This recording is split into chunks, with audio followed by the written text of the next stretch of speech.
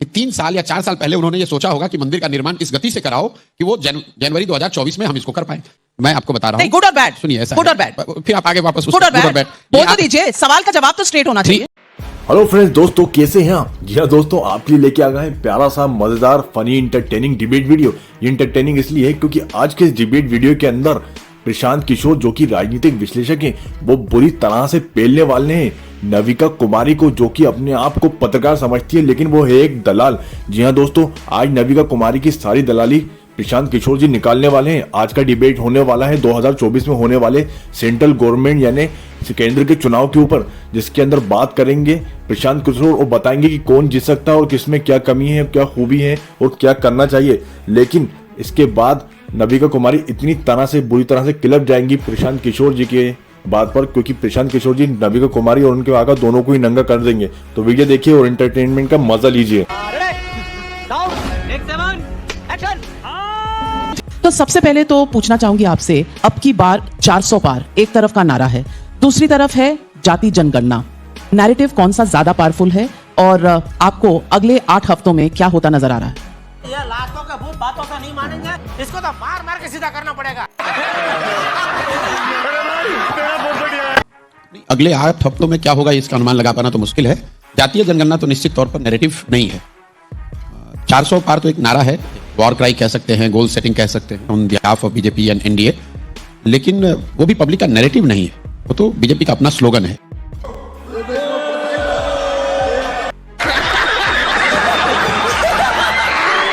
कई लोग हम लोग सुनते हैं पब्लिक डोमेन में कि मोदी जी ने राम मंदिर का जो ये समारोह था एकदम टाइम टू परफेक्शन की जनवरी में किया ताकि चुनाव में उसका लाभ उठा सके। मान लीजिए कि इस बात को एक बार को सही मान ले कि चुनाव के लाभ के नजरिए से ही ये पूरा मंदिर का काम किया गया, लेकिन ये वो कर इसलिए पाए कि 3 साल या 4 साल पहले उन्होंने ये सोचा होगा कि मंदिर का निर्माण इस गति से कराओ कि वो जनवरी 2024 में हम इसको कर पाए।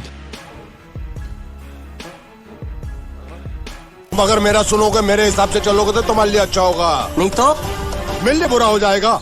मैं इधर का मैनेजर हूँ, नटवर झुनझुन वाला। आप कुछ भी बोलो, ये नहीं सुनने वाला। मतलब वो 3 साल 4 साल पहले से अपनी 24 की तैयारी कर रहे हैं। और सवाल तो सवाल है, वो बैलेंस करने के लिए सवाल करने की जरूरत नहीं है। आपने कहा कि अगर सारे लोग नाराज हैं तो सरकार जीत क्यों रही है? भाई, सरकार जब पिछली बार जीत कर आई 2019 में 100 लोग जो वोट देने गए उसमें से 38 लोगों ने सरकार के पक्ष में वोट दिया, मोदी जी के पक्ष में वोट दिया, 62 लोगों ने नहीं दिया। यही नहीं, अभी और सुनिए। शाबाश बेटा, बहुत बढ़िया। तो मेजोरिटी तो उस समय भी सरकार के से कन्विंस नहीं थी। तो अगर युवाओं को रोजगार नहीं मिल रहा है तो आज भी अगर वो नहीं देंगे, लेकिन वो जो 62 है वो किसी एक जगह नहीं है, वो बिखरा हुआ है, उसको कोई गैल्वेनाइज नहीं कर पा रहा है, इसलिए सरकार को उसका फायदा है। इन बिटवीन लोकसभा का चुनाव है, तो नाविका जी का तो ये पूछना है भैया लोकसभा चुनाव में क्या होगा, राहुल गांधी ने क्या बोला उस पर बताओ। राहुल गांधी में मेरी कोई दिलचस्पी नहीं है। अच्छा ठीक है, समझ गया। मेरी दिलचस्पी नरेंद्र मोदी में नहीं है, मेरी दिलचस्पी बिहार में को लेकर है, मेरी दिलचस्पी बिहार को बेहतर कैसे बनाया जाए इसको लेकर है। प्रशांत किशोर जी, आपने कहा आपका कोई इंटरेस्ट नहीं है राहुल गांधी पर, अब इस पर मेरा भी सवाल। नहीं, मोदी जी में भी नहीं है।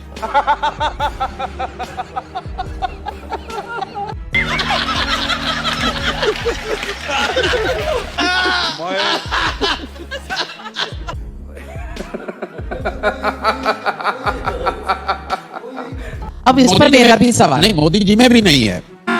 अभी मजा आएगा ना भिड़ो। बड़ा हरामी हो बेटा। उनमें इंटरेस्ट था तब उनके साथ काम किया। राहुल गांधी में जब इंटरेस्ट था तो उनके साथ काम किया या काम करने की कोशिश की। मेरा इंटरेस्ट अभी देश के किसी नेता या पॉलिटिकल फॉर्मेशन में नहीं है, मेरा इंटरेस्ट बिहार है, मैं वो काम कर रहा हूँ। लेकिन जो मेरी पृष्ठभूमि है। मैंने बॉलिंग तो की नहीं, आपने बैटिंग पहले शुरू कर। बोलने दे, तकलीफ हुआ है बेचारे को। बोल। नहीं, मुझे इतना मजबूत और टिकाऊ खाना खाने की आदत नहीं है। अरे इसे देखो कैसे चुपचाप खाना खा रहा है। इसे तो कुछ भी दे दो चुपचाप खाएगा और कुछ भी बोलोगे सुनेगा भी नहीं। क्यों, गूंगा बहरा है क्या? हाँ, गूंगा बहरा है, लेकिन इसे इस बात का जरा भी घमंड नहीं है। मेरा सवाल है, सेलेक्टिवली ये कह रहे हैं कि राहुल गांधी में ये हेडलाइन बनाने की कोशिश कर रहे हैं। प्रशांत किशोर ने कहा कि राहुल गांधी में इंटरेस्ट नहीं। मेरा ना राहुल गांधी में इंटरेस्ट है ना मोदी जी में इंटरेस्ट है। मेरा किसी भी नेता में, किसी भी पॉलिटिकल फॉर्मेशन में इंटरेस्ट नहीं है। Re-uttered the words, I am sorry, बाबू। उनका सुख है मेरा सुख है, उनका दुख है मेरा दुख है। क्योंकि जिन नेताओं के साथ मेरा इंटरेस्ट रहा वो 10 साल काम किया, करके देखा, सीखा। सिर्फ नेताओं और दलों के जीतने से मेरा अपना मानना है समाज के स्तर पे आमूलचूल परिवर्तन की अपेक्षा रखना। 4 नाम बताती हूँ, इनमें से कौन उनको रियल चैलेंज दे सकता है for a prime ministerial role? Rahul Gandhi, Priyanka Gandhi Vadra, Mamata Banerjee, Arvind Kejriwal. वाह बेटा, लगता है तुम गू खा के ही मानोगे। अरे बेटी पुष्पा, कहाँ जा रही हो अपने गधे पर बैठकर? पुष्पा? मैं मुरारी हूँ, पुष्पा नहीं।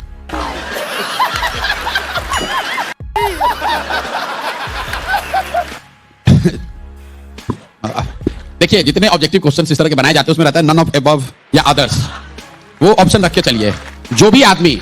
जो आदमी भी 5 साल जमीन पर उतर के मेहनत करने को तैयार हो, वो मोदी जी को बड़ी चुनौती दे सकता है। ये भ्रम मत पालिए आप लोग कि मोदी जी को कोई हरा नहीं सकता है या ये इतने पॉपुलर हैं कि कोई इनके सामने खड़ा नहीं हो सकता है। ये सब क्या देखना पड़ रहा है? अच्छा है मैं अंधा हूँ। मोदी जी को हराया जा सकता है, हराया गया है पिछले 10 वर्ष में और आगे भी लोग हराएंगे। लवणे न भोजन। आज की परिस्थिति में जो प्राइम मिनिस्टर है, जो इतने बड़े पद पे है, इतनी बड़ी बहुमत उनको है, तो ऐसा हमेशा लगता है। लोगों को ऐसा ही लगा होगा कि राजीव गांधी को कोई नहीं हरा सकता जब उनको 400 सांसद थे। भाई साहब, कृष्ण जी तो नहीं उतर के आएंगे ना, इन्हीं में से चुनना पड़ेगा। अभी तो प्रेजेंट यही ऑप्शन। ठीक बात है। मान लीजिए कि यही डिबेट हम लोग 1977 में कर रहे होते तो कोई ज्ञानी आदमी ये बता सकता था कि जेपी 77 साल के कोई एक आदमी है जो कि इंदिरा गांधी को चुनौती दे देंगे। अगर ये डिबेट हम लोग, यही बहस हम लोग 1987 में कर रहे होते तो कोई बता सकता था कि राजीव गांधी के कैबिनेट में एक वीपी सिंह है जो कि राजीव गांधी को हरा देंगे। ये बातें आप रेट्रोस्पेक्ट से बताते हैं कि जेपी ने हरा दिया। कांग्रेस की जब अपनी तूती बोलती थी तो पूरे देश में 4000 से ज्यादा विधानसभा है। वो जमाना भी मैं आपको बता रहा हूं। ये बड़ी अच्छी बात कही आप। 4000 में 2500 से 2700 विधायक कांग्रेस के होते थे। आज भाजपा के बहुत अच्छे जब टाइम होते हैं तो 1600-1700 विधायक होते हैं। और आप लोग ऐसे बता रहे हैं जैसे लग रहा है कि इनसे बड़ा कोई लीडर ना कभी देश में पैदा हुआ ना आगे कोई पैदा होगा। जो सत्ता पर बैठता है वो ऐसा ही लगता है। यही मीडिया, यही कमेंटेटर, यही राजनीतिक विशेषज्ञ 2009 में बता रहे थे कि सोनिया गांधी और राहुल गांधी से बड़ा कोई नेता देश में है नहीं। आज वो बता रहा है कि मोदी। ऐसा है नहीं, सामान्य पब्लिक इस तरीके से नहीं देखती है। मैंने ऐसा सवाल पूछा कहाँ आपसे? मैंने पूछा आज की डेट में। आप कहा बता रहे हैं कि कोई कृष्ण चैलेंज दे सकता है। मैं पूछना चाहती हूँ यहाँ जितने स्टूडेंट्स बैठे हैं, चैलेंज ऑफ कोर्स दे सकता है, but that is a theoretical answer. The practical answer is has to be a realistic answer कि अगले 2 या 3 महीने में जब चुनाव होकर आएंगे तो इन्हीं में से कोई देगा कोई नया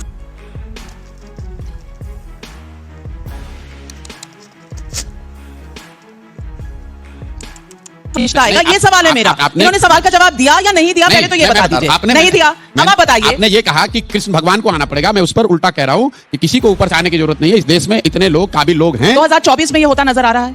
24 में शायद न हो पाए, उससे क्या फर्क है? That's my question.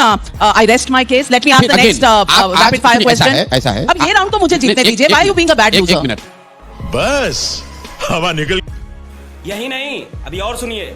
एक वनडे मैच आप किसी से हार गए। ये T20 था। T20 हार गए, इसका मतलब ये नहीं कि उस टीम को हराया नहीं जा सकता। दोनों में फर्क है। बिल्कुल हराया जा सकता है। आप ये कहिए कि इस मैच में ये आदमी जीत रहा है, ये मत कहिए कि इस टीम को हराया नहीं जा सकता। दोनों में फर्क। ये शब्द ही अपने आप में बहुत डरावना है। अच्छों को ये हिला देता है। बीजेपी ये करना चाहेगी कि अगर हम जीत रहे हैं तो इसके बाद देयर इज नो टुमारो। ऐसा नहीं है कि अगर कल मोदी जी जीत जाएंगे तो देश की समस्याएं खत्म हो जाएंगी ओवरनाइट। समझ नहीं आया ऐसा नहीं है। क्या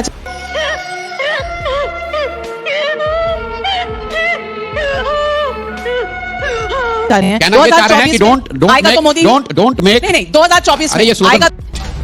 बोलने दे। तकलीफ हुआ है बेचारे को। बोल।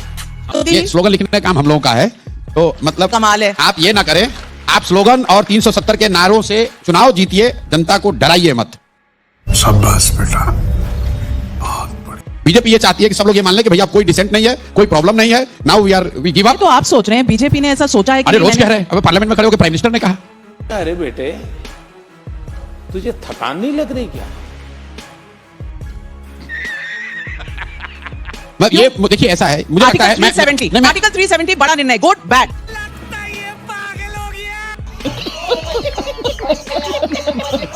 मैं आपको बता रहा हूँ गुड और बैड। सुनिए ऐसा गुड और बैड, फिर आप आगे वापस गुड और बैड बोल तो दीजिए। सवाल का जवाब तो स्ट्रेट होना चाहिए।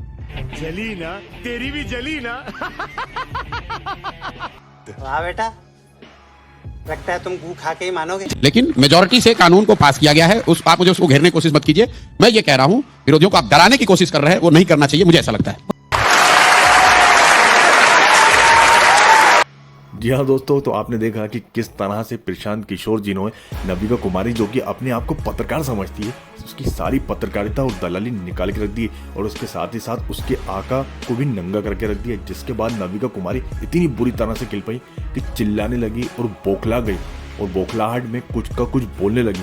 जी हाँ दोस्तों, आपने देखा कि प्रशांत किशोर जी ने बताया कि मोदी ही सब कुछ नहीं है, उसे हराना मुश्किल या नामुमकिन नहीं है, उसे भी हराया जा सकता है।